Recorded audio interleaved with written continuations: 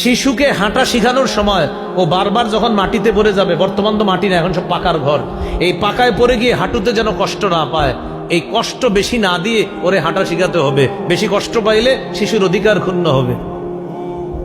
আবু দাউদ 1109 নম্বর হাদিস। খতবানা রাসূলুল্লাহ সাল্লাল্লাহু আলাইহি ওয়াসাল্লাম, রাসূলুল্লাহ সাল্লাল্লাহু আলাইহি সাল্লাম জুমার নামাজে খুতবা দিতেছে।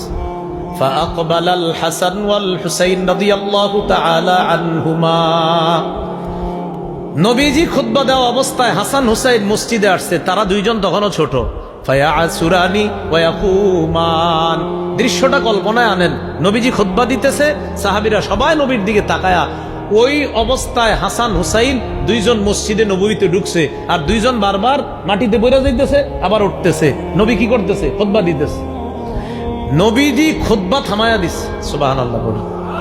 খুতবা থামায়া নাজালা, মিম্বর থেকে নামছে। নামার পর আখজাহুমা, দুই নাতিরে ধরছে। সাহাবায়ে কেরাম বলেন, আমরা পিছনে তাকায়া দেখি হাসান হুসাইন কান্নাহুমা রাইহানাতায়া ফিল জান্নাহ, যেন জান্নাতের দুটি গোলাপ মসজিদে ঢুকছে।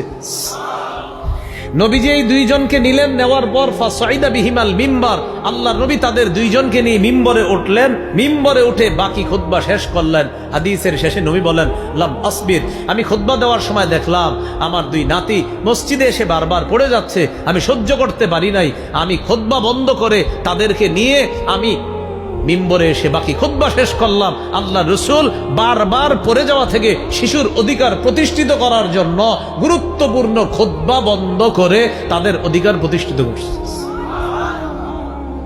তাহলে কথাটার গুরুত্ব আছে না নাই?